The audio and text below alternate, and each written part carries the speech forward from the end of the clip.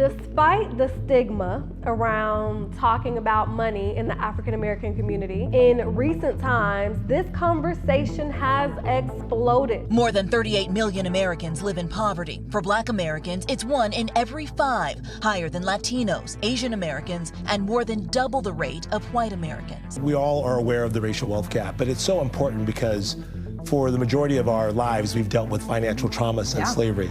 We've never gotten an opportunity to really understand how to master this thing called investing. What can you do right now to help the Black community? First of all, the wealth gap itself is probably, it's about $153,000 on average. The average white family has net worth of about $170,000 versus $17,000 for the average Black family. That, hey, this happened a long time ago, maybe some of it's happening now, and how can we kind of come full circle and work on fixing this? Well, it reveals itself in many ways. When it comes to that wealth gap, that's a clear reach back to those early days. We've never gotten on firm footing. And honestly, it has really become more popular to talk about finances, specifically in places like Twitter and YouTube. I see it all the time.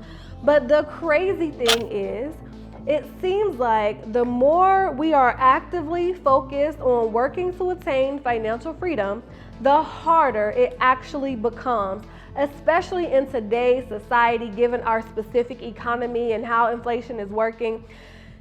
It's a little challenging to say the least. Hello, beautiful people. It is me, Tasha K with Goddess Day, and if you are new here, I want to welcome you to our channel. And if you are back, I want to say welcome back. Thank you so much for being here. Today, we are going to talk about 7 Black American habits that are keeping you poor.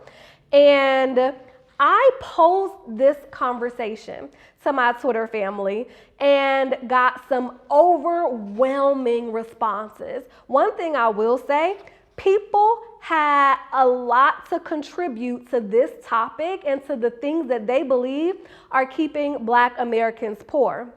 But we all know, first and foremost, that there is systematic oppression, institutional oppression that makes it very difficult for Black people to build wealth. It seems like every time we take a few steps forward, there are things in place that are designed to continuously pull us back. However, I do believe that there are things that we can do to allow us to build wealth. And in today's conversation, that is what I want to focus on. So please don't think that we are ignoring a lot of the systematic and institutional factors that have brought us to where we are today. We know that those things are very, very real. And I would never, ever think to discount them. However, where do we go from there? What do we do from there? I understand that this can be a challenging conversation, and I want you to let your guard down a little bit. I want you to be willing to engage in a conversation about what could be possible if we change some of our actions. All right, so I hope that you are open to having this conversation today, and I know that not everybody is. I want to share with you one of the responses that I got on Twitter. So as everybody was rallying around to share things that they thought were detrimental to our community, one person posted, "All of these answers feel anti-Black, LOL. If systematically we are oppressed, there's no amount of financial literacy that can help. You cannot save your way out of poverty/financial struggles, especially when darn near all Americans are a paycheck away from ruin." So I'm asking you to be open to the idea of being an exception, because I do understand that that is what it's going to take. Not just for Black Americans, especially for Black Americans, but honestly, for everybody. The statistics tell me that there are over 2 million Black millionaires in America, which is only like 8.8% of the population. So I am by no means acting like that's very representative of us as a group. But what I am saying is that it is possible. And also we know that it's not just hard for Black Americans, because guess what? 76% of Americans who make less than 50% are living paycheck to paycheck.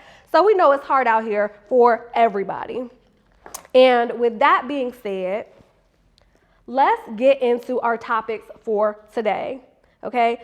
Number 7 on our list, not having a budget. That was one of the things that was high on our list. And if you want to know what everybody on Twitter was saying, please make sure that you stay until the end, because I'm going through all of it, because you're not going to be looking at me crazy. I know how y'all like to tussle. So it's not just going to come from me today. I'm going to elicit or solicit the help from my Twitter family so that we can talk about this as a family. This is not just coming from me. This is coming from the collective. And I would love for you to put what you are thinking right now. You might have some feelings before we've even really gotten into the meat of the conversation. I want to know what you're feeling, and you can put that down below. Okay, so number 8, a lot of Black Americans don't have a budget. I remember specifically when I was younger, y'all know I've always been about my money since I was 10 years old. And I remember going to the grocery store with my mom, begging her to create a grocery budget. I like order. I want to know, baby, where to list that.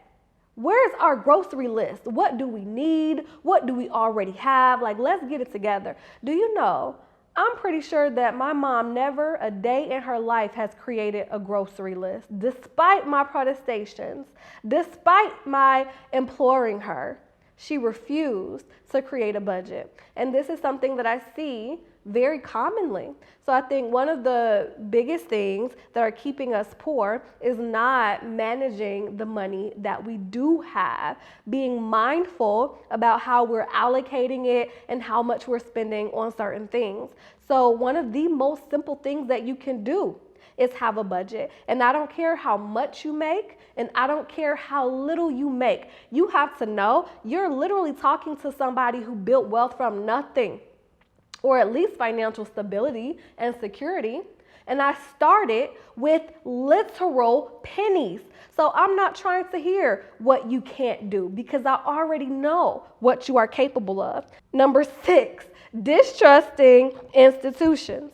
And I noticed this in my grandparents and in my mom and in my church family at home. Recently, they were asking me questions about if I think they should take their money out of the bank. My mom is very fearful about having her money in the bank and letting other people have access to her money.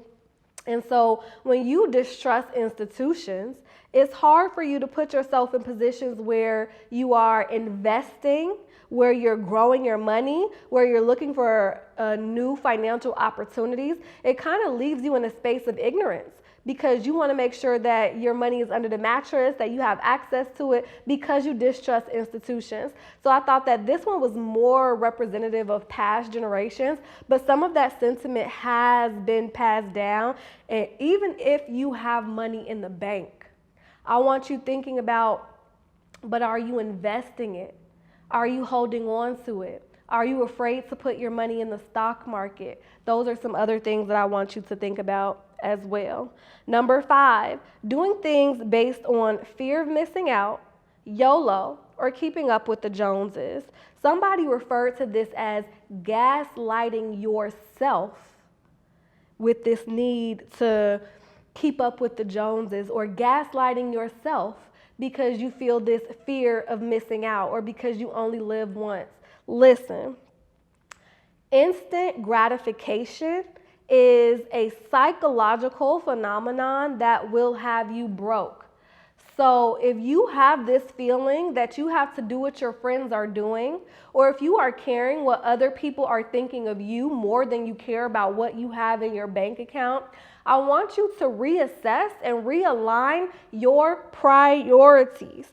Okay, for this one, I also think about our culture of consumerism, how we want to have everything that has the name brand. We want to have all the luxury experiences, and we're willing to dig into our pockets to do that.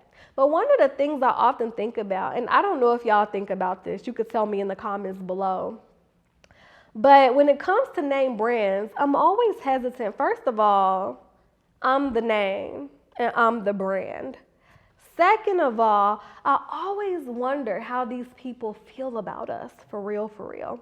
I know there was talk about how Tommy Hilfiger may have felt about Black people wearing his brands, how Timbaland may have felt about Black people popularizing his brand. And I often wonder what these designers feel. And just in the back of my mind, like, if I haven't seen you really, really rock with Black people, I'm kind of good on you.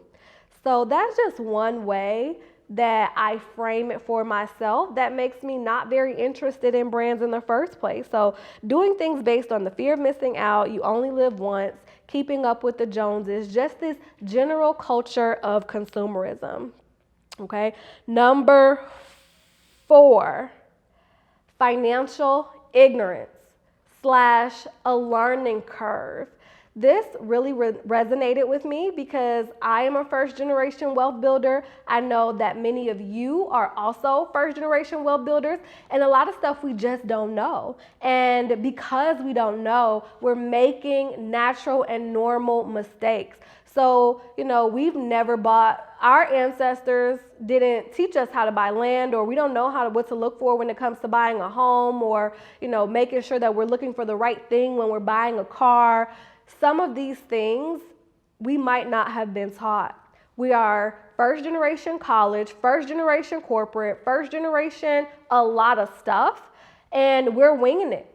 So have some grace. I definitely understand that this is a learning process, and I want you to understand that and be willing to learn. Don't beat yourself up because you made a mistake. It is okay. What you want to do is make sure that you are learning from those mistakes and understanding that it's part of the process, but also doing your due diligence up front.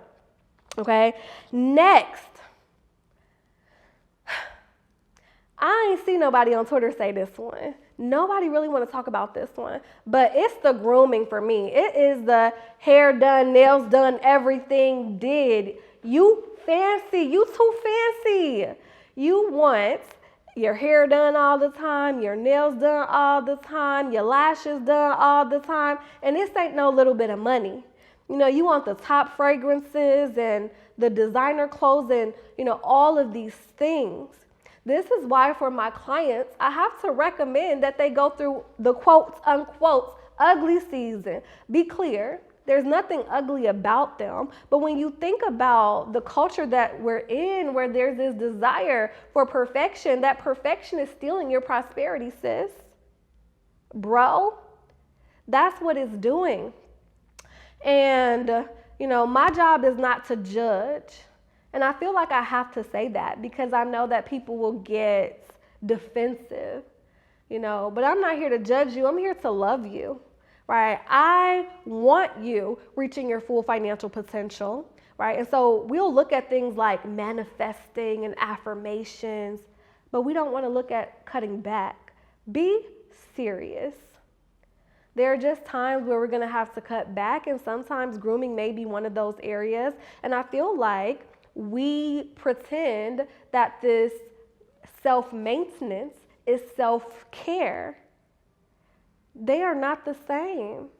You can do self-care for free. When you are doing your own hair and you're touching yourself and you're touching your body and you are, caring for self, that's self-care. So I want to make sure you have that distinction. And the beauty industry in particular, Black people are some of the biggest consumers. I want you looking at the natural hair movement and how these big brands stole everything they know from the Black creators and didn't pay them a dime. And yet, when you look in our product cabinet, we got product after product that's representing brands that literally stole from us. The colonialism continues, and we allow it, and we don't bat an eyelash, and we really should take a step back and reevaluate it. Okay? Next, we have expensive habits. Okay, I'm guilty. Okay, hookah, alcohol. This isn't one of mine, but weed. Whatever your habits are, I need you to put them on a budget. Vaping, whatever your vice is, whatever your habit is, you might even have an expensive hobby. Whatever it is, I need you to put it on a budget. Okay? I'm not mad if you are indulging in something. We're living in crazy times, baby. Sometimes we need to take the edge off. All right? It might not be the best thing for our mental health because we really have to learn how to deal with those things instead of practicing escapism. But sometimes we're just doing what we're doing and having a good time. And so I want you to put yourself on a budget so that you're not blowing it because of your vices, your habits, or your hobbies. Okay? Next, we have giving money away. Whew! In the Black community, they call this the Black tax. In the Black community, we are giving money away to family. We are giving money away to people on the street. We are giving money away to everybody and their mama, the church, nonprofits, anybody who asks us for money. A lot of the times we're giving it to them. It is because Black people have such big hearts. And I say this because I've been in other communities. I watched my friend ask a non-Black girl for a quarter one time, and she turned around and asked him, for what? I remember asking a non-Black person, I was in college, and I had forgot my meal card. And amongst my friends, you know, we all pass our cards around, no problem. And this was one of my friends, but she wasn't Black. And I was like, oh, I left my card in my room. Can I borrow yours for a second? I would have loaned her mine with no hesitation. She looked at me so crazy. I was like, okay, never mind. And then I turned to one of my Black friends. I said, Danny, can I see your meal card? I left mine. Oh yeah, here you go, no problem. And so, you know, this is definitely beneficial in a lot of ways. I love the fact that, you know, when you are entering a Black community, for the most part, the children are taken care of and we're taking care of each other. Like, we got you. But you also want to be mindful and intentional with your money. I don't know if y'all saw on Twitter, but there was a situation where the young girl, she was in high school, she had a baby with her baby daddy, and then she was trying to tell her mom that she's gonna have to help out with the child. The child was gonna come live with them, and the mom was gonna have to actively participate in raising the child. And what I want us to be mindful of is the behavior that we are, what's the word I'm looking for? We don't want to reward bad behavior. So, you know, when people are making the same financial mistakes over and over again, don't be bailing them out time and time again. Make people stand 10 toes down on the decisions that they make and be responsible and accountable for the consequences. That is how life works. And then the final one, I can't remember what number. I got these numbered, but it's not 7, it's 8. But we just gonna let it ride. Number 1, the biggest thing, the biggest habit that I think is holding us back is having unprotected sex, making single mother households, and having to pay child support. We need to be better about creating broken homes, or not creating broken homes is what I'm trying to say. And this isn't one that I saw mentioned at all. And I think that it is probably one of the biggest contributors outside systematic oppression. The casualness with sex and having unprotected sex and bringing babies into the world that we are not ready to take care of. I know I'm not going to win any friends by saying this because it is so prevalent and so rampant. And this doesn't mean that single mothers don't deserve help, because they absolutely do. but we have to be better. And with that being said, I want to read really quickly a few of the responses from Twitter. Unfortunately, I'm not going to be able to get to them all today. I really wanted to, but we just don't have the time, so I'm just going to read a few. Queen of Leveling Up says, not being financially literate, broken homes and parents not pouring into their children, not routinely going to the doctor because those medical bills can rack up, and having negative money mindset. Tiffany says it's the culture overall, and that's why we're having this conversation in the first place. Rand Harris says it's not discussing finances, prioritizing discretionary spending over an emergency fund, not understanding and protecting credit scores, debt, and passing down debt upon death rather than assets. That last one could really be a whole video unto itself. All right, the final one I'm gonna read today. Saul Good says, I think the biggest one is not sticking to a plan or a budget, or not factoring in decisions that you tend to make that end up throwing off the plan. That's a major key right there. You plan for the travel and lodging, but not what you would eat, and now you're swiping away. So these are just some of the things that we believe are habits that are keeping Black Americans poor. But please be clear, there are so many positive Black American habits that demonstrate our rich culture, that demonstrate our sense of community. And I want us to leverage the positive aspects of our community to help us build wealth instead of falling prey to some of those negative aspects. If you enjoyed this video, I think that you will also enjoy our 4 best budgeting apps video, where I break down the 4 budget tools and resources that you are gonna need to take your finances to the next level. And with that being said, you are not helpless, you are not hopeless, you are not powerless. In fact, you are powerful beyond measure. You have everything that you need to take your finances to the next level. Have a wonderful day.